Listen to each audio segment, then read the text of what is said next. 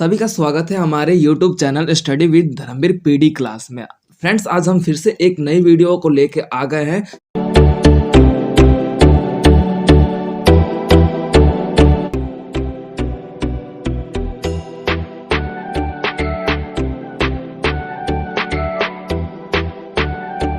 PSC 134 यानी कि ये आपका इग्नू का कोड है BPSC 134। ठीक है, तो हम इसमें पढ़ेंगे कि अंतर्राष्ट्रीय संबंध का परिचय। बुक का नाम है अंतर्राष्ट्रीय संबंध का परिचय यानी कि इंट्रोडक्शन ऑफ इंटरनेशनल रिलेशनशिप। ठीक है, तो इसमें हम बात कर लेते हैं कि इंटरनेशनल रिलेशनशिप का मतलब क्या होता है। देखो, कुछ भी पढ़ने से पहले उसके बारे में पर्टिकुलर पता होना चाहिए कि वो बुक किस पे डेडिकेट है, यानी कि उसका मतलब क्या, उस बुक का मतलब क्या है। अब जैसे कि हम कई बार देखते हैं कि आप लोग नए स्कूल में एडमिशन करवाने जाते थे, तो आप लोगों की मैम नाम पूछती थी कि हाँ बेटा आपका नाम क्या है। उसके बाद कई मैम होती थी, कई टीचर होते थे, आपके नाम का मतलब भी पूछते थे, बेटा आपको अपने नाम का मतलब पता है। ऐसा हुआ है किसी के साथ? एनीवन टेल मी, ऐसा हुआ है? हाँ, इट मीन्स कि क्या है कि पर्टिकुलर उस नाम का आपका मतलब पूछा जाता है। तो हमारा बुक का नाम क्या है? अंतर्राष्ट्रीय संबंध का परिचय। अंतर्राष्ट्रीय संबंध it means international introduction of international relationship. तो पहली बात तो यह कि अंतर्राष्ट्रीय संबंध क्या होता है, और परिचय का मतलब होता है इंट्रोडक्शन, यानी कि उसके बारे में। तो हम अंतर्राष्ट्रीय संबंध के बारे में पता करेंगे पहले। तो देखो, अंतर्राष्ट्रीय संबंध का मतलब होता है जब हमारा देश, जिस देश में आप रह रहे हो, जैसे कि हम भारत में रह रहे हैं, तो भारत किसी भी अन्य देश पर, दूसरे देश के साथ जुड़ता है, मित्रता करता है, किसी भी कारणवश उससे संबंध बनाता है, वही अंतर्राष्ट्रीय संबंध कहा जाता है।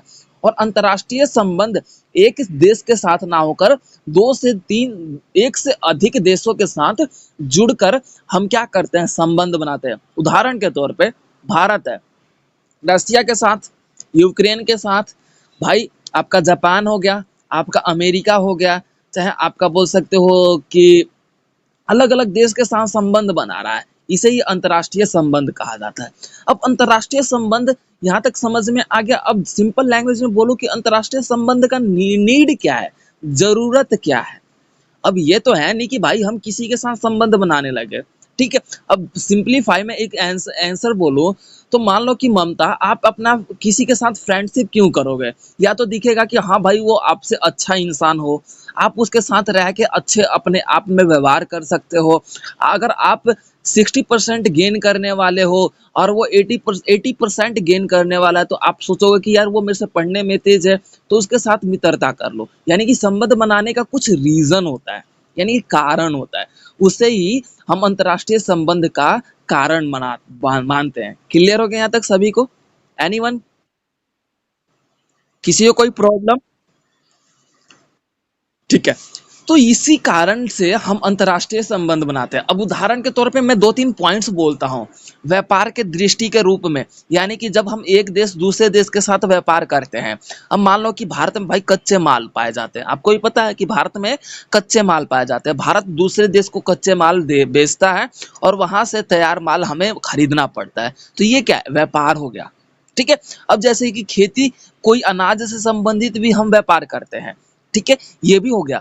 अब चिकित्सा के संबंध, यानी कि मान लो कि भाई भारत में चिकित्सा क्षेत्र है ना, वो सस्ते दामों पे उपलब्ध हो जाता है।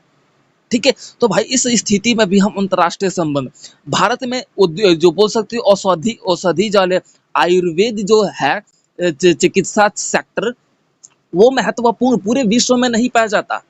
आयुर्वेद की जो मेडिकल फैसिलिटीज है वो नहीं पाई जाती, जिसके कारण दूसरे देश हमारे देश में संबंध बनाते हैं, हमारे देश से जुड़ना पसंद करते हैं। यही बोला जाता है अंतर्राष्ट्रीय संबंध। क्लियर हो गया बुक का पूरा नाम और पूरा मतलब क्या है? आज के सेशन में यही पढ़ेंगे कि हमारे जो अलग अलग जो पाठ्यक्रम है, अलग अलग जो इकाई है, उस इकाई में हम क्या पढ़ने वाले हैं। तो हमारा पहला इकाई है अंतर्राष्ट्रीय संबंध का समझ, यानी कि अंतर्राष्ट्रीय संबंध है ना, उसकी समझ, उसके बारे में हम पढ़ेंगे। देखिए, जिसके अंतर्गत हम ये देखेंगे कि अंतर्राष्ट्रीय संबंध का समझ की बात कर लेते हैं, तो यहाँ पे हम चैप्टर नंबर फर्स्ट में ये देखेंगे कि हमारा अंतर्राष्ट्रीय संबंध का समझ में हम पर्टिकुलर ये देखेंगे कि जो हमारा इंटरनेशनल रिलेशनशिप है ना, यानी कि अंतर्राष्ट्रीय संबंध है, उसका मतलब क्या होता है भाई, उसके उद्देश्य क्या है। जैसे कि मैंने आपको बता दिया कि क्या कारण होता है, कारण ही उद्देश्य कहलाएगा यहाँ पे, ठीक है।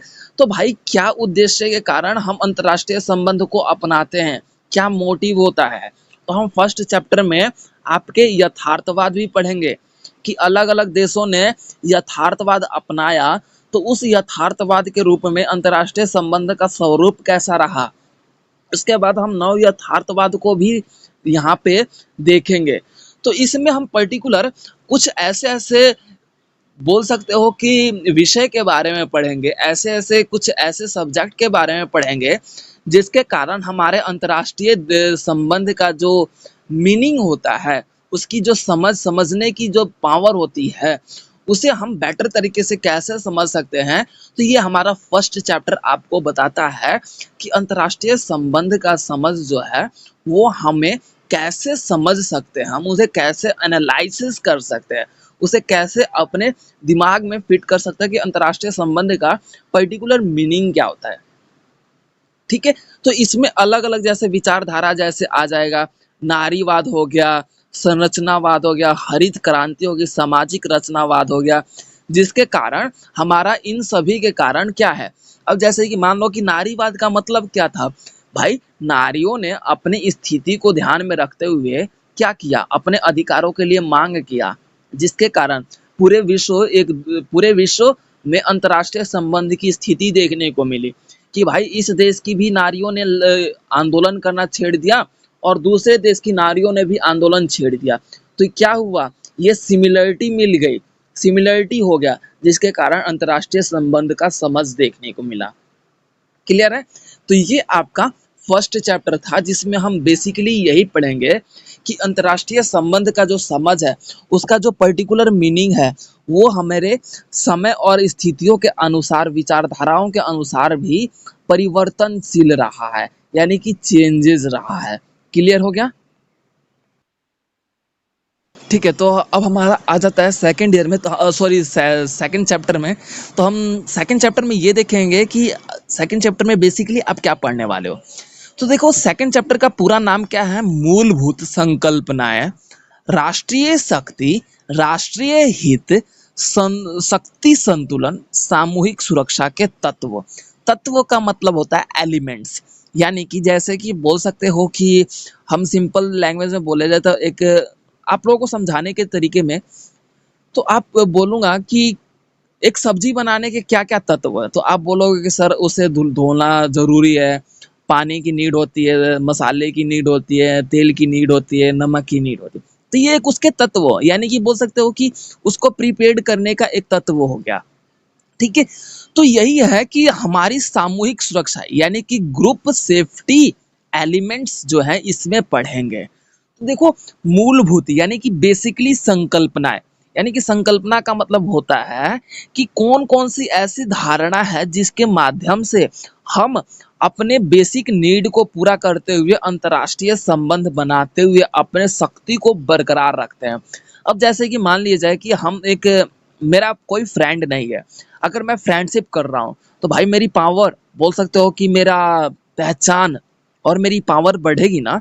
अब जैसे कि मान लो कि मैं अकेला था, दो जने थे, कोई मेरे को मार के चला गया, लेकिन मान लो कि मैं अपने 5 फ्रेंड बना लिया, यानी कि मैं 5 फ्रेंड बना लिया।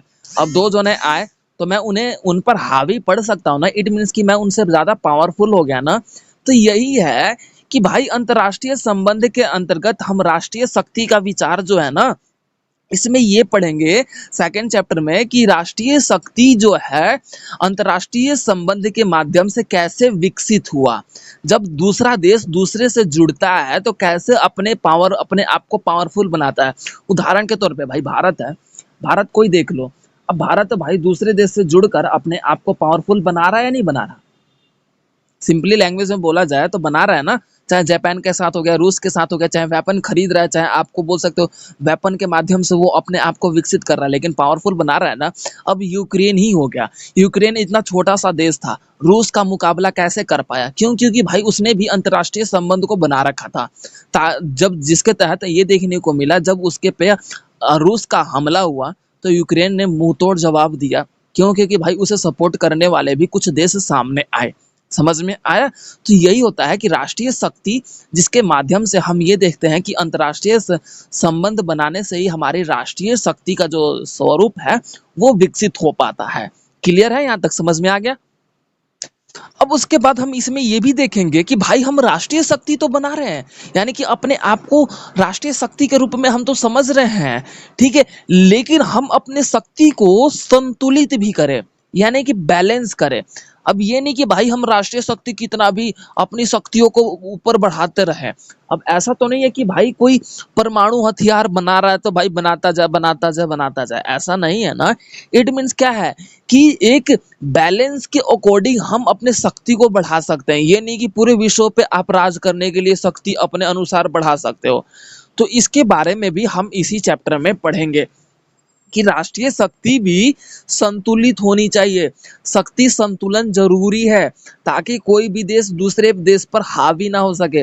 अब मान लो सिंपल लैंग्वेज में बोलो कि भाई मैं सिंपल लैंग्वेज में बोला जाए तो एक जैसे एग्जांपल लो, तो आपने देखा है कि एक जिम का जो बंदा है, जिम करता है, ठीक है भाई, उसके मतलब स्टेमिना अच्छी खासी होती है, तो एक नॉर्मल बंदा है तो भाई जिम वाला बंदा उसे मार सकता है। तो इट मीन्स ये है कि भाई किसी के पास शक्ति है तो उस शक्ति का दुरुपयोग ना करे, यानी कि मिसयूज ना करे, वो शक्ति को यूजफुली यूज करे, ठीक है। तो यही शक्ति का संतुलन कहलाता है। तो हम इस चैप्टर में भी यही पढ़ेंगे, शक्ति संतुलन क्यों आवश्यक है, उसका मतलब पढ़ेंगे, ठीक है। अब उसके बाद सामूहिक सुरक्षा भी इसमें पढ़ेंगे कि भाई सामूहिक सुरक्षा का मतलब क्या होता है, यानी कि ग्रुप सेफ्टी। भाई मैं ये नहीं रखूंगा कि भाई मैं ही अपने आप को सिक्योर रख पाऊँ। अब जैसे कि सिंपल लैंग्वेज में बोलूँ तो हम जैसे अपने फैमिलीज में रहते हैं, तो ये बताओ कि आप फैमिली अपने अपने ऊपर नुकसान नहीं आने देना चाहते, यानी कि कोई भी आप पर किसी भी प्रकार का दुर्घटना ना हो या फिर नुकसान ना पहुंचे आपको, ठीक है, ये चाहते हो सभी। लेकिन आप ये भी चाहोगे कि भाई मेरे फैमिली के सदस्यों को भी कोई हानि ना पहुंचे, वो भी सुरक्षित रहे। तो यही होता है सामूहिक सुरक्षा, कि अपने साथ साथ अपने आसपास जिसके साथ आप संबंध बना रखे हो भाई उसकी सुरक्षा भी महत्वपूर्ण मानी जाती है। क्लियर हो गया? तो हम ये सामूहिक सुरक्षा भी इसी चैप्टर में पढ़ेंगे, चैप्टर नंबर 2 में। क्लियर है?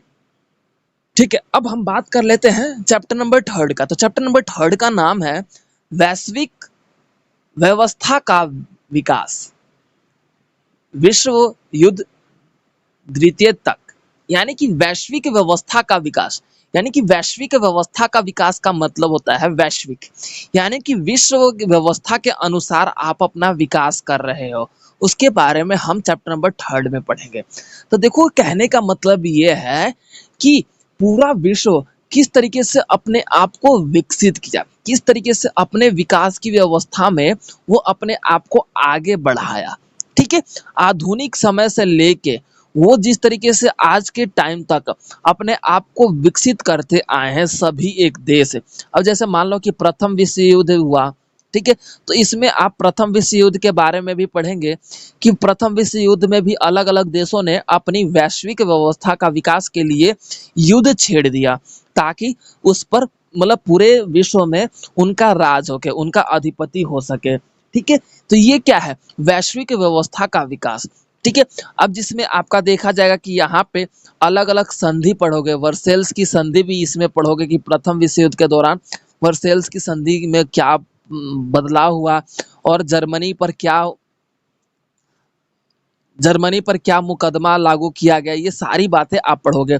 उसके बाद द्वितीय विश्व युद्ध के बारे में भी यहाँ पे आप पढ़ोगे कि भाई द्वितीय विश्व युद्ध के दौरान आपने देखा कि भाई जिस तरीके से दो महाशक्तियों का उदय हुआ, एक तरफ पूंजीवाद, दूसरी तरफ आपका साम्यवाद।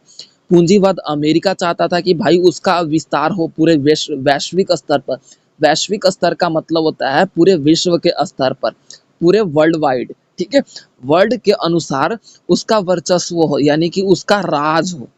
ये अमेरिका चाहता था भाई, साम्यवाद भी चाहता था यही, यानी कि आपका जो सोवियत संघ था वो भी यही चाहता था। तो इस स्थिति में क्या हुआ, वैश्विक स्तर का विस्तार हमें देखने को मिला। तो आप चैप्टर नंबर 3 में ये प्रथम विश्व युद्ध और द्वितीय विश्व युद्ध और वैश्विक व्यवस्था का विस्तार पढ़ेंगे। क्लियर है? अब बात कर लेते हैं चैप्टर नंबर 4 का। तो चैप्टर नंबर 4 जो आपका यथार्थवाद, यथार्थवाद को हम रियलिज्म बोला जाता है। यथार्थवाद के बारे में आप लोग पढ़ोगे चैप्टर नंबर फर्स्ट में भी, आपने चैप्टर नंबर फर्स्ट में भी लिटिल बिट यथार्थवाद का जिक्र आता है। तो चैप्टर नंबर 4 में भी हम यथार्थवाद के बारे में बेसिक से एडवांस तक पढ़ेंगे कि यथार्थवाद का मतलब क्या होता है। देखो, यथार्थवाद का मतलब अलग अलग विद्वानों ने जैसा बोला जाए कि यथार्थवाद के फादर बोला जाए, तो यथार्थवाद के फादर की बात करो तो यहाँ पे जो आपके देखने को मिलता है कि हंस मोर्गेनथाउ ने यथार्थवाद को आगे बढ़ाया था। हंस मोर्गेनथाउ, ठीक है, इनके द्वारा ही यथार्थवाद को आगे बढ़ाया गया था। ठीक है, तो बेसिकली इसमें हम आप लोग यही पढ़ोगे कि यथार्थवाद का मतलब क्या होता है, जिसमें आपका देखने को मिला कि हंस मोर्गेनथाउ ने ये बोला कि जो पूर्ण रूप से वास्तविक है, जो हमारे आसपास के वातावरण में पूर्ण रूप से वास्तविक रूप में उपलब्ध है, वही यथार्थवाद कहलाता है। उदाहरण के तौर पे मान लो कि जैसे कि आप लोग पेड़ पौधे देखते हो, जीव जंतु देखते हो, ये आपका क्या है, पूर्ण रूप से ये एक वास्तविक है। इसमें ये नहीं है कि हाँ कोई आप लोग इसका अस्तित्व देख सकते हो, इसे छू सकते हो, महसूस कर सकते हो। तो यही यथार्थवाद का मतलब होता है। तो इसमें थॉमस हॉब्स भी आए, उसके बाद थियोसाइड्स आए। ये क्या है, दार्शनिक है। दार्शनिक का मतलब होता है फिलोसोफर। फिलोसोफर का मतलब होता है जो लेक्चरार से भी ऊपर होते हैं, उनकी बात कर रहा है। ठीक है, तो यहाँ पे यथार्थवाद का मतलब पढ़ते हुए यथार्थवाद की व्यवस्था के बारे में पढ़ोगे और उसके बाद नव यथार्थवाद के बारे में भी पढ़ेंगे कि नव यथार्थवाद का मतलब क्या होता है। ठीक है, अब उसके बाद नव यथार्थवाद का मतलब है कि जो वास्तविक रूप में हमारी राजनीति व्यवस्था से जुड़ जाए, उसे ही नव यथार्थवाद कहा जाता है। ये आप इन सब परिभाषाओं को चैप्टर नंबर 4 में पढ़ोगे। ठीक है, अब उसके बाद आप लोग ये भी पढ़ोगे कि यथार्थवाद की आलोचना क्यों की गई, यानी कि आलोचना का मतलब होता है कि उसकी बुराइयां क्यों की गई, उसके खिलाफ क्यों हुआ। ठीक है, तो ये सारी बातें आप चैप्टर नंबर 4 में पढ़ेंगे। ओके एवरीवन, क्लियर है? अब उसके बाद हम बात कर लेते हैं चैप्टर नंबर 5 की।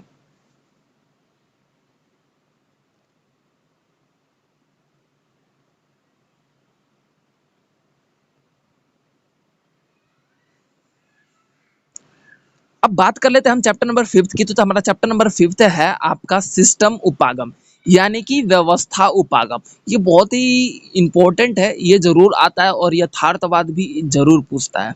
तो देखो इसमें क्या है ना कि अलग अलग विद्वानों के द्वारा दिए गए उपागमों के बारे में पढ़ते हैं, यानी कि अलग अलग जो विद्वान है ना, उन्होंने बताया कि उपागम का मतलब क्या होता है। देखो मैं सिंपली लैंग्वेज में उपागम का मतलब बताऊं ना, तो उपागम का मतलब होता है जब हम अपने विकास स्थिति के करीब आ जाते हैं, उसे ही उपागम कहा जाता है। यानी कि जब हम विकास स्तर के समीप, करीब या फिर उसके पास आ जाते हैं, वही उपागम कहलाता है। तो इसमें 2 3 4 5 विद्वान आते हैं, उनके उपागम के बारे में पढ़ेंगे, यानी कि उनके द्वारा दिए गए कुछ पॉइंट्स के बारे में पढ़ेंगे, जिसमें आपका मार्टन कप्लान व्यवस्था उपागम बहुत महत्वपूर्ण है, बहुत बार पूछता है। केनेथ वॉल्ट्स के सिस्टम उपागम एंड कोहेन, ये आपके 3 महत्वपूर्ण दार्शनिक हैं। और भी यहाँ पे अलेक्जेंडर और इमैनुअल, ये 5 दार्शनिक है जिन्होंने सिस्टम उपागम के बारे में बताया। तो ये चैप्टर नंबर 5 है, पूर्ण रूप से आपका उपागम के बारे में बताता है कि एक देश जब अपने विकास स्तर के करीब, यानी कि डेवलपमेंट के करीब आ जाए, उसके समीप आ जाए, उसके नजदीक आ जाए, तो वही उपागम कहलाता है। ये बात इनके द्वारा कही जाती है। तो ये मार्टन कप्लान द्वारा दिया गया उपागम में 5 सेक्टर आ जाते हैं, उनके अनुसार ये सारे आप चैप्टर नंबर 5 में पढ़ेंगे। ओके, क्लियर है एवरीवन? अब हम बात कर लेते हैं नेक्स्ट चैप्टर का। तो हमारा नेक्स्ट चैप्टर है चैप्टर नंबर 6, निर्धा निर्भरता सिद्धांत, यानी कि आपका बोल सकते हो डिपेंडेंसी थ्योरी। ये आपका चैप्टर का नाम है, डिपेंडेंसी थ्योरी। देखो आपको नाम से पता चल रहा है निर्भरता। देखो संधि विच्छेद कर लो, शब्दों को तोड़ के समझ सकते हो। निर्भरता का मतलब होता है दूसरे पे निर्भर होना, डिपेंड होना, ठीक है। और सिद्धांत का मतलब होता है जब कोई लंबी व्यवस्था पूर्ण रूप से लंबे समय से लोगों के द्वारा अपनाई जाती हो, वो आपका सिद्धांत बन जाता है, ठीक है। अब इसमें ये देखोगे कि निर्भरता सिद्धांत का मतलब क्या होता है, यानी कि उसके संस्करण, यानी कि उसके मत, यानी कि टाइप्स पढ़ोगे, ठीक है। तो यहाँ पे ये देखोगे, सारी बातें बोली जाए तो यहाँ पे आप लोग ये देखोगे कि एक देश दूसरे देश पर निर्भर कैसे है, दूसरे देश पर निर्भर होने का कारण क्या है, ठीक है। और निर्भर होने के साथ साथ वो विश्व में अपने आप को क्या स्थितियों में क्या वो डेवलप्ड कर पा रहा है।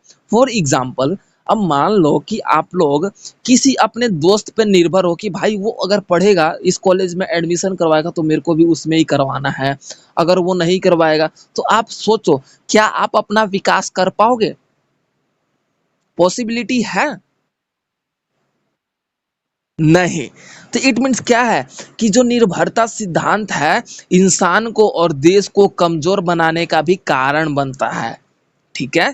तो ये चैप्टर नंबर 6 में पढ़ेंगे कि यहाँ पे अलग अलग निर्भरता सिद्धांत के बारे में, जो समय समय पर अलग अलग व्यवस्थाओं के रूप में हमारा जो निर्भरता सिद्धांत का स्वरूप है वो परिवर्तनशील रहा है, चेंजेस रहा है, उसमें बदलाव देखा गया है।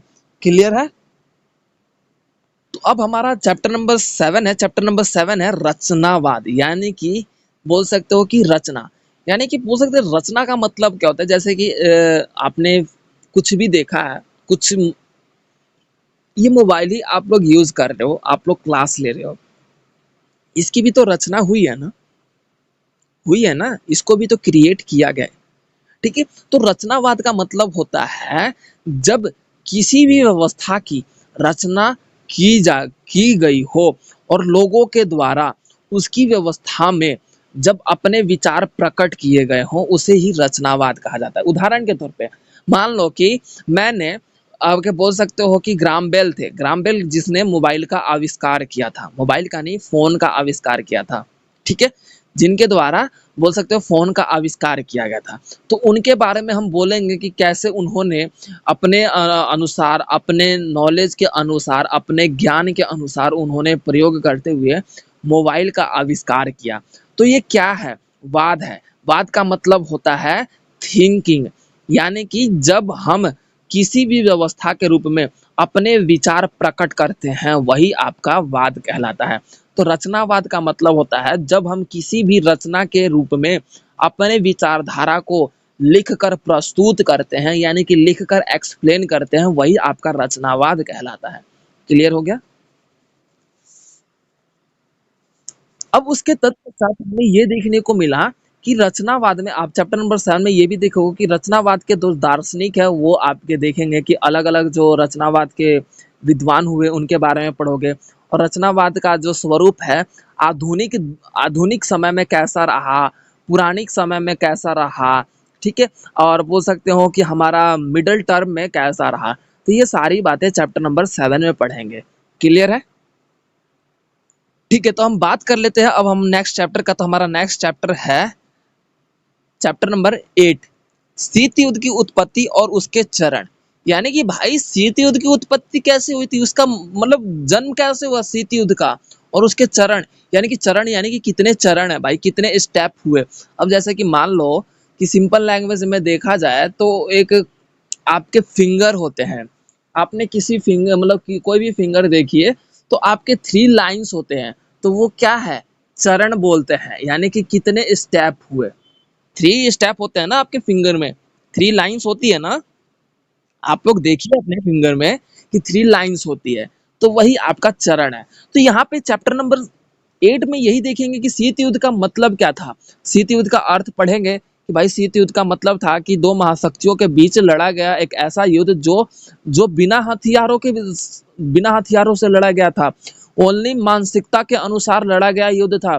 इसमें किसी भी प्रकार के हथियारों का प्रयोग नहीं था, कोई भी वेपन नहीं था, बस विचारधाराओं की लड़ाई थी। एक तरफ पूंजीवाद अपना अपना आगे वर्चस्व बढ़ाना चाहता था, साम्यवाद अपना बढ़ाना चाहता था।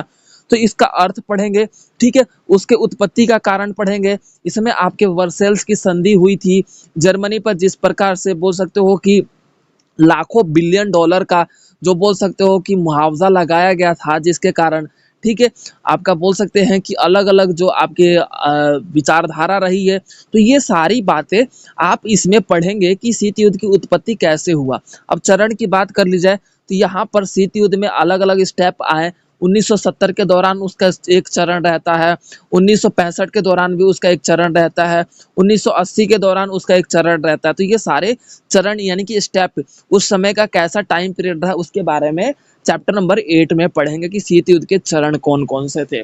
ठीक है, क्लियर है। यानी कि जब शीत युद्ध हुआ था, शुरू हुआ था, तो उस समय क्या था, शत्रुता जो है बहुत बड़े पैमाने पे हुआ। उसके बाद फिर एक टाइम ऐसा आता है कि शीत युद्ध नरमी आ जाता है, दोनों देश थोड़ा शांत होने लगते हैं। फिर उसके बाद पूर्ण रूप से आपका सजीव सजीव होने हो जाता है, मतलब जीवित हो जाता है शीत युद्ध। यानी कि जो शीत युद्ध चल रहा था वो पूर्ण रूप से थर्ड चरण में क्या है कि वो अपने प्रचंड अवस्था में रहता है। जैसे कि आपने देखा है कि सिंपल लैंग्वेज में बोलो तो महादेव जिस तरीके से तांडव करते हैं, शुरुआती में क्या होता है, नॉर्मल रहता है, क्रोधित रहते हैं, ठीक है। उसके बाद धीरे धीरे उनका क्रोध थोड़ा शांत भी होता है। फिर उसके बाद हाई प्रचंड अवस्था में जब उनकी तीसरा नेत्र खुलता है, तो इट मीन्स क्या है कि अब खत्म सारा संसार। वैसा ही है कि शीत युद्ध के दौरान भी कुछ ऐसा ही घटना घटित हुआ था। ठीक है, क्लियर हो गया, मतलब समझ में आ गया। तो आप चैप्टर नंबर 8 में ये पढ़ेंगे। हमारा नेक्स्ट चैप्टर है आपका शीत युद्ध का अंत और इसका अंतरराष्ट्रीय संबंधों का प्रभाव। यानी कि अब इसमें हम पढ़ेंगे कि शीत युद्ध का अंत कैसे हुआ भाई। शीत युद्ध का अंत सिंपल लैंग्वेज में बोलूं तो शीत युद्ध का अंत जो है ना, सोवियत संघ को सपोर्ट करने वाले देश थे ना, उनका साथ छोड़ दिया। अब जैसे मान लो कि आपका कोई दोस्त है, आपको इतने दिन से साथ है, अब लड़ाई हो रही है दूसरे दूसरे लड़कों के साथ, फिर भी साथ दे रहे हो आप कि भाई नहीं मैं तेरे साथ हूँ, तू उससे लड़, हम क्यों पीछे हटे। एक टाइम ऐसा आता है कि आप अपने दोस्त का साथ छोड़ देते हो, जाहिर सी बात है शीत युद्ध अंत हो जाता है, आपका दोस्त हार जाता है, तो लड़ाई जीत जाता है सामने वाला। तो इसी प्रकार से हुआ था शीत युद्ध के दौरान। भाई सोवियत संघ को साथ देने वाले जितने भी देश थे ना, वो क्या हुआ, इसका साथ छोड़ दिए। ठीक है, अब बर्लिन की दीवार गिरने के कारण भी ये क्या हुआ, आपका देखने को मिला, शीत युद्ध की व्यवस्था का अंत हुआ। ठीक है, बर्लिन की दीवार के बारे में भी पढ़ेंगे कि बर्लिन का दीवार गिरने का क्या कारण था, शीत युद्ध का अंत होने का। ठीक है, उसके बारे में ये भी देखेंगे इस चैप्टर में कि जो शीत युद्ध है वो आपका देखने को मिला कि भाई उन सोवियत संघ के जितने भी देश सपोर्ट करने वाले थे, उनके बीच क्या हुआ, मतभेद पैदा होने लगा। मतभेद का मतलब होता है भाई एक दूसरे से ही लड़ने लगे। क्लियर है, तो ये सारी बातें शीत युद्ध का अंत का एक महत्वपूर्ण जरिया माना जाता है। अब भाई जाहिर सी बात है, भाई एक दूसरे से लड़ने लगे, अब सोवियत संघ कमजोर पड़ने लगा और पूंजीवाद यानी कि अमेरिका जो है, यूएसए, वो सोवियत संघ को हरा दिया, तो शीत युद्ध का अंत हो गया। तो उसके बाद अंतर्राष्ट्रीय संबंधों का प्रभाव, भाई अंतर्राष्ट्रीय संबंधों का प्रभाव ये कुछ ऐसा हुआ कि पूरे देश पर, पूरे विश्व पर पूंजीवाद का आधिपत्य हो गया। भाई क्यों, क्योंकि पूंजीवाद था अमेरिका और सोवियत संघ था साम्यवाद। अब दोनों ये विचारधारा चाहती थी कि भाई हमारे पूरे विश्व में हमारा राज हो। अब सोवियत संघ हार गया तो जाहिर सी बात है पूरे विश्व में किसका राज होगा, ममता, पूंजीवाद का। तो अंतरराष्ट्रीय संबंध पर सबसे ज्यादा प्रभाव क्या पड़ा कि अब यहाँ पे पूंजीवादी व्यवस्था सारे देश में लागू हो गया। क्लियर है, ठीक है।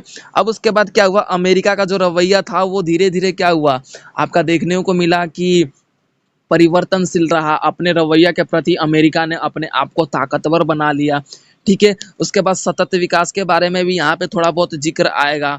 ठीक है, वाणिज्य व्यवस्था के बारे में भी यहाँ पे जिक्र आएगा कि इसके कारण क्या हुआ, पूरे विश्व में संबंधों का जो व्यवस्था है पूर्ण रूप से बोल सकते हो कि उसकी भूमिका महत्वपूर्ण रूप से देखने को मिलती है। क्लियर हो गया। अब बात कर लेते हैं हम चैप्टर नंबर 10 का, तो शक्ति का उभरते हुए केंद्र। यानी कि शक्ति के उभरते केंद्र का मतलब है कि यहाँ पे शक्ति जो है उसके उभरते हुए केंद्र की बात कर लेते हैं तो अलग-अलग देशों में जिस तरीके से अपने आप को अब भाई आगे बढ़ाना चाहता था। भाई कोई भी देश ये नहीं चाहता था कि मैं पीछे रहूँ। कोई भी देश ये नहीं चाहता था कि भाई मैं अपने आप को मतलब पीछा रखूँ। तो धीरे-धीरे क्या हुआ, केंद्रित व्यवस्था में अपने शक्तियों को बढ़ाना चाहते थे। जिसमें आपका अमेरिका सबसे आगे बढ़कर आया। अमेरिका क्या है? पूंजीवाद व्यवस्था के रूप में अपने आप को विकसित कर पाया। ठीक है? जिस तरीके से आपका 1991 में पूर्ण रूप से आपका सोवियत संघ का विघटन हो जाने के बाद अमेरिका का वस्तु अस्तित्व अब क्या हुआ, शक्ति के उभरते हुए केंद्र के रूप में अमेरिका को देखा गया। ठीक है? चीन भी आया, भारत भी आया, रूस भी आया और ब्रिक्स और यूरोपीय संघ, ये क्या है, शक्ति के उभरते हुए केंद्र के रूप में जाने जाते हैं ये देश। ठीक है? इन देशों ने अपना विस्तार धीरे-धीरे करना शुरू कर दिया था। तो इस चैप्टर में आप चीन, रूस और भारत के और ब्रिक्स के बारे में, ब्रिक्स जो देश है उनके बारे में पढ़ेंगे और यूरोपीय संघ के बारे में पढ़ेंगे कि इन्होंने अपने आप को अब धीरे-धीरे शक्ति के उभरते हुए केंद्र के रूप में, विख्यात रूप में अपने आप को विकसित करने लगे थे। क्लियर हो गया? अब उसके बाद हम चैप्टर नंबर 11 के बारे में देख लेते हैं। चैप्टर नंबर 11 क्या है? तो हमारा चैप्टर नंबर 11 है, मोस्ट इंपॉर्टेंट चैप्टर है ये। एक क्वेश्चन इसमें से जरूर बनता है। वैश्वीकरण। वैश्वीकरण का मतलब होता है ग्लोबलाइजेशन। ग्लोबलाइजेशन का मतलब होता है भूमंडलीकरण। बहुत से टाइम पे, बहुत से एग्जाम में अलग अलग टाइम पे पूछ देता है कि वैश्वीकरण से आप क्या समझते हैं, इसके अर्थ को परिभाषित कीजिए। और बहुत से टाइम पे ये पूछ देता है कि भूमंडलीकरण से आपका क्या तात्पर्य है, अपने शब्दों में परिभाषित कीजिए। दोनों का मतलब एक ही होता है। वैश्वीकरण को ही भूमंडलीकरण बोला जाता है। इंग्लिश में बात की जाए तो इसे ग्लोबलाइजेशन बोला जाता है। क्लियर है? तो इसमें क्या है कि वैश्वीकरण, करण का मतलब होता है एकजुट हो जाना। ठीक है? अब जैसे कि बात कर ली जाए तो पूरे वैश्विक स्तर पर जब सभी देश एक दूसरे से जुड़कर अपने आप का विकास करने लगे, उसे बोला जाता है वैश्वीकरण। यानी कि विश्व का एकीकरण हो जाना। विश्व के सभी देश एक रूप में अपने आप का विकास करके आगे बढ़ने लगे, उसी को वैश्वीकरण कहा जाता है। अब वैश्वीकरण की स्थिति बात की जाए तो इसमें चैप्टर नंबर 11 में आप पढ़ोगे वैश्वीकरण के आयाम कितने हैं। आर्थिक आयाम, राजनीतिक आयाम, यानी कि वैश्वीकरण को क्यों देख अपनाया जाता है। आर्थिक रूप में देख सकते हैं वैश्वीकरण की स्थिति देखी जाती है, राजनीतिक रूप में भी वैश्वीकरण की स्थिति देखी जाती है, सांस्कृतिक रूप में वैश्वीकरण की स्थिति देखी जाती है, पर्यावरणीय रूप में भी वैश्वीकरण की स्थिति देखी जाती है। वैश्वीकरण का मतलब होता है दूसरे देश से जुड़कर अपने आप का विकास करना। यानी कि वैश्वीकरण को हम सिंपल लैंग्वेज में बोला जाए तो एक अंतरराष्ट्रीय संबंध को दर्शाने का काम करता है। ठीक है? और वैश्वीकरण को आर्थिक विकास का महत्वपूर्ण जरिया माना जाता है। तो आप चैप्टर नंबर 11 में ये पढ़ेंगे कि वैश्वीकरण का मतलब क्या होता है, वैश्वीकरण क्यों अपनाया जाता है। जैसे कि मैंने आपको 5 पॉइंट बता दिया, आर्थिक, राजनीतिक, सांस्कृतिक, भू राजनीतिक और पर्यावरण। इसके कारण हम वैश्वीकरण की स्थिति को देख सकते हैं। तो ये चैप्टर नंबर 11 में आप पढ़ेंगे। क्लियर हो गया? ठीक है, तो हम बात कर लेते हैं हमारा नेक्स्ट चैप्टर जो है आपका चैप्टर नंबर 12 है, संयुक्त राष्ट्र की भूमिका और कार्य। यानी कि संयुक्त राष्ट्र की भूमिका। संयुक्त राष्ट्र का मतलब होता है यूएन, यानी कि यूनाइटेड नेशन। यानी कि 1945 में संयुक्त राष्ट्र की गठन किया गया था कि पूरे विश्व में क्या है भाई, वो देख सके कि हाँ, पूर्ण रूप से पूरे देश में किस तरीके से कौन कौन से देश में क्या क्या लागू हो रहा है, किस तरीके से सारे कार्य हो रहे हैं। ठीक है? ये सारा क्या संयुक्त राष्ट्र का देख-रेख है। ठीक है? ये आपका निगरानी करता है। तो इसमें हम ये देखेंगे कि संयुक्त राष्ट्र की भूमिका क्या है, भाई कौन-कौन से कार्य है, उसके बारे में पढ़ेंगे कि संयुक्त राष्ट्र किस तरीके से शांति स्थापित करता है, समाज में बोल सकते हो कि जिस तरीके से क्या मतलब आरोप होता है, या फिर बोल सकते हैं कि समाज में जिस तरीके से आतंकवादी व्यवस्था है, उसको किस तरीके से संयुक्त राष्ट्र खत्म करता है। ये सारी बातें आप चैप्टर नंबर 12 में पढ़ेंगे। तो इसके कार्य के बारे में पढ़ेंगे कि संयुक्त राष्ट्र किस तरीके से शांति स्थापित करने का एकमात्र जरिया माना जाता है, विश्व स्तर पर ये शांति को स्थापित करता है। संयुक्त राष्ट्र सुरक्षा व्यवस्था में अपने आप को सुरक्षा परिषद का महत्वपूर्ण अंग माना जाता है। आर्थिक व्यवस्था में ये सपोर्ट करता है कि अगर कोई देश आर्थिक रूप में कमजोर है तो उसके रूप में क्या है आपका वो सपोर्ट करता है। है, इसमें आप इंटरनेशनल कोर्ट के रूप में आप संयुक्त राष्ट्र को देख सकते हैं। यानी कि जिस तरीके से आपका क्या है, किसी भी व्यक्ति पर अन्याय होता है तो क्या करता है भाई, कोर्ट उसकी सुनवाई करता है। तो संयुक्त राष्ट्र क्या है, एक अंतर्राष्ट्रीय कोर्ट के रूप में देखा जाता है। क्लियर हो गया?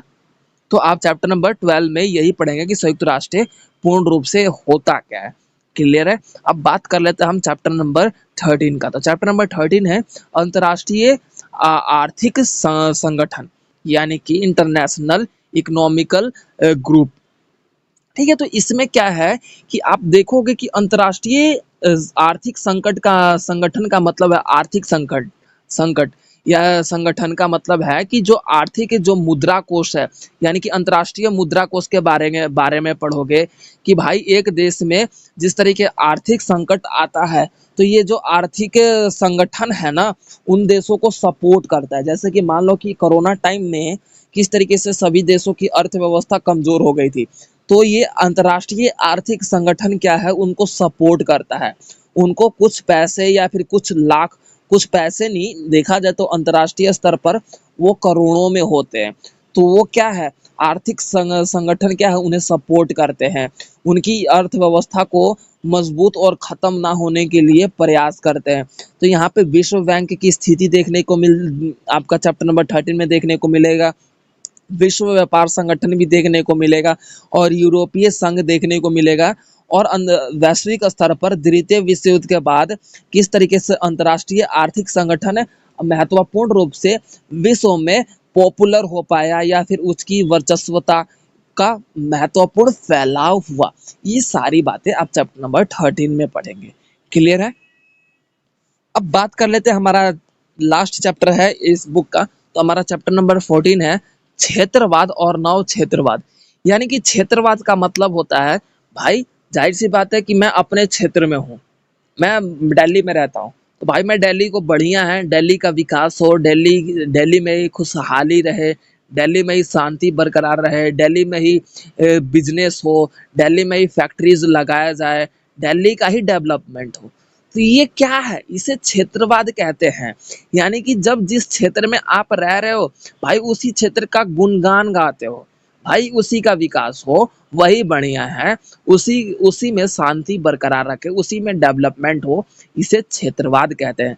यानी कि सरल शब्दों में कहा जाए तो एक व्यक्ति जिस क्षेत्र में वो रहता है, वो अपने क्षेत्र के विकास के बारे में सोचता है तथा उसी देश उसी क्षेत्र में आर्थिक व्यवस्था को मजबूत करना तथा समाज में शांति स्थापित करना एकमात्र उसका लक्ष्य होता है, यानी कि एम होता है, उसी को ही क्षेत्रवाद कहते हैं। ठीक है, तो ये आप इसमें चैप्टर नंबर 14 में पढ़ेंगे कि क्षेत्रवाद का मतलब क्या है। उसके बाद क्षेत्रवाद में एक नया संकल्पना, एक नई विचारधारा जुड़ी, नव क्षेत्रवाद, यानी कि नया, यानी कि इसमें नयापन आ गया कि भाई क्या है कि धीरे धीरे अब क्या है कि सभी देश एक दूसरे देश के रहने, मान लो कि कोई व्यक्ति भाई अपने बिहार में रहता है, फॉर एग्जाम्पल कोई बिहार में रहता है, वो अपने जॉब से सिलसिले में किसी दूसरे मतलब जगह आ गया, तो भाई अपने क्षेत्र को, अपने बिहार को भी तारीफ करता है और जहाँ पे वो रहता है वहाँ पे भी तारीफ करता है कि नहीं दोनों बढ़िया है। तो ये क्या है, नव क्षेत्रवाद। यानी कि अब क्या है कि अब यहाँ पे क्या है, अपने क्षेत्र के साथ साथ दूसरे क्षेत्र के बारे में पढ़ना या फिर बोलना उसका एकमात्र लक्ष्य बन जाता है। तो इसमें हम क्षेत्रवाद की व्यवस्था देखेंगे कि इसमें देखेंगे कि हम अपने क्षेत्रवाद की व्यवस्था किस तरीके से आपका प्रथम विश्व युद्ध के दौरान भी रहा, द्वितीय विश्व युद्ध के दौरान भी रहा, और तथा आधुनिक समय के बारे में भी हम पढ़ेंगे कि क्षेत्रवाद की व्यवस्था कैसी रही। ठीक है, हमारा ही क्षेत्र ही सुरक्षित रहे, इसमें हमारा एकमात्र लक्ष्य रहता है। ठीक है, तो ये आपका पूर्ण रूप से आपका था, जो कि बीपीएससी 134 का पूरा ये बुक था कि कौन कौन से चैप्टर में आप क्या क्या पढ़ने वाले हैं। ये सारा आपका अकॉर्डिंग टू इंट्रोडक्शन, ये मैंने पर्टिकुलर एक एक चैप्टर के इंट्रोडक्शन के अकॉर्डिंग बता दिया। बाकी जो इम्पोर्टेंट क्वेश्चन है, जो भी आपके बीपीएससी 134 का प्लेलिस्ट है, उसका मैं लिंक डिस्क्रिप्शन में मेंशन कर दूंगा, आप वहां से जाके डायरेक्ट प्लेलिस्ट को विजिट कर सकते हैं और आप पूरी बीपीएससी 134 की जितनी भी वीडियो है आप डायरेक्ट वहां से देख सकते हैं। Okay everyone.